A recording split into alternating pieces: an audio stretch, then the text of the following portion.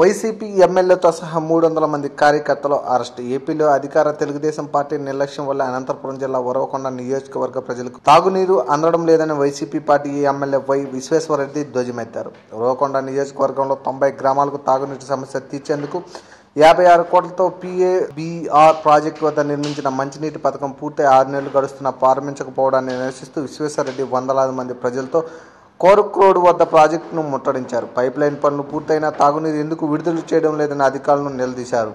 ఈ సందర్భంగా విశ్వేశ్వరరెడ్డి మాట్లాడుతూ దేశంలోని అతి తక్కువ వర్షపాతం నమోదయ్యే జిల్లాలో అనంతపురం రెండవదని, దాంట్లో కూడేరు మండలంలో కేవలం 250-350 మిల్లీమీటర్ల వర్షపాతం మాత్రమే నమోదవుతుందన్నారు. జిల్లా ప్రజలకు తాగునీటి సమస్య లేకుండా చేయాలని దివంగత మహానేత ముఖ్యమంత్రి వైఎస్ రాజశేఖర రెడ్డి, శ్రీరామ్ రెడ్డి, జేసీ నాగిరెడ్డి ప్రాజెక్టులను తీసుకొచ్చారని గుర్తు చేశారు. జిల్లా అంతా తాగునీటి సమస్య పరిష్కరించడానికి వైఎస్ఆర్ కృషి చేశారన్నారు. 2013లో ఉరవకొండ నియోజకవర్గంలోని 90 గ్రామాలకు నీరు ఇవ్వడానికి నీటిపారుదల పైప్లైన్ ప్రారంభించారన్నారు. 2017లో నీళ్లు ఇవ్వాల్సి ఉన్న 2019 మే వచ్చిన నీరు ఇవ్వలేని పరిస్థితిలో ప్రభుత్వం ఉందన్నారు. తెలుగుదేశం పార్టీ నిర్లక్ష్య వైఖరి దీనికి ప్రధాన కారణం అన్నారు. అధికార టీడీపీ ఎమ్మెల్సీ వయ్యావుల కేసులో ఉరవకొండ నియోజకవర్గం గ్రామాలకు నీరు ఇవ్వకుండా అడ్డుకుంటున్నారని అధికారులే చెప్తున్నారని మండిపడ్డారు. ఆఖరికి తాగునీటి పథకాన్ని కూడా అడ్డుకోవడం సిగ్గుచేటని విమర్శించారు. చంద్రబాబు కరువును జయించాం, విజయం సాధించామని ఉపన్యాసాలు ఇస్తున్నారని, చంద్రబాబు రెయిన్ గన్స్ ప్రయోగించిన వాటి నుండి ఇప్పటి వరకు ఒక్క చుక్క వర్షం కూడా పడలేదన్నారు. వేసవికాలం తాగునీటి ఇబ్బందులపై ముందస్తు చర్యలు